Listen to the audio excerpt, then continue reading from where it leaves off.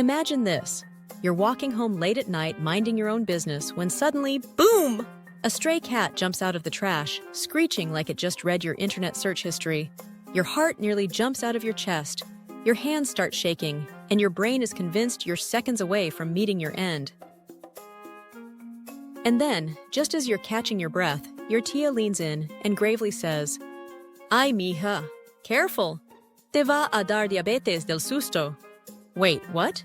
Did she just say that a single moment of pure, unfiltered terror can give you diabetes?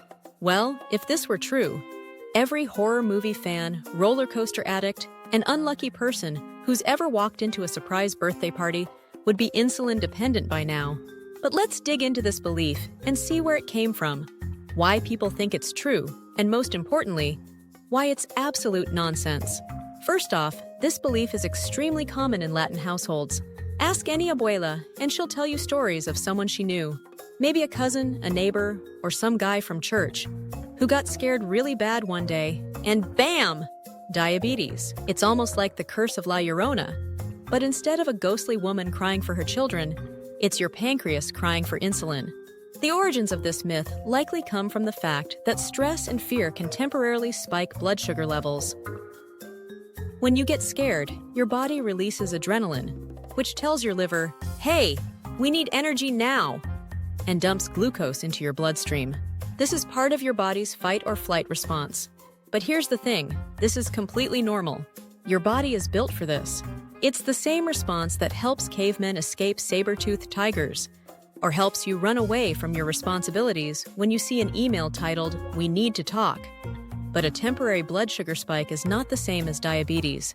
If it were, every person who's ever gotten startled by their mom's flip-flop flying across the room would be doomed. Now let's talk actual science. Diabetes, specifically type 2, is caused by a combination of genetics and lifestyle factors. Things like diet, exercise, and long-term insulin resistance.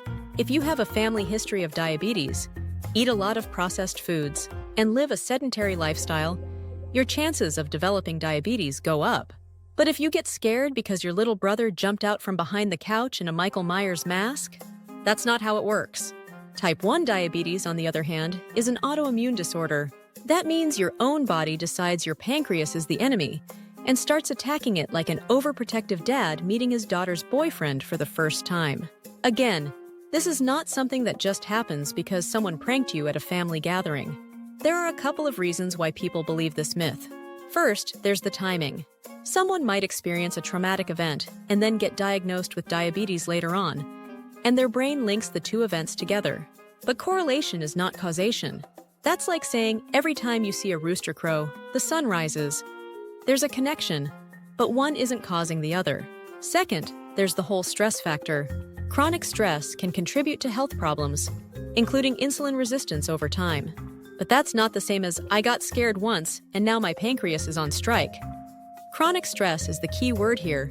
It means long-term exposure to stress, not just one jump scare from your cousin wearing a Chucky mask. Instead of worrying about fear-induced diabetes, it's way more useful to focus on the real risk factors. Want to reduce your chances of developing diabetes? Eat a balanced diet. Maybe swap out that daily sugary soda for water once in a while. Exercise regularly. No, you don't need to train for a marathon, but a walk around the block wouldn't hurt. Get enough sleep. If you're running on 3 hours of sleep and 6 cups of coffee, your body is not happy with you. Manage chronic stress, as it can mess with your blood sugar levels. So do things that help you relax. Maybe try meditation, yoga, or just aggressively scrolling through memes until you feel better. A scare will not give you diabetes. If it did, haunted house employees would be medical hazards, and horror movies would come with insulin warnings. So next time your tia tries to tell you otherwise, send her this video. And before you go, hit that like button, subscribe to the channel, and let us know in the comments. What's the weirdest health myth you've ever heard? Maybe we'll debunk it next. Have a great one. Thanks for watching the Debunkers channel.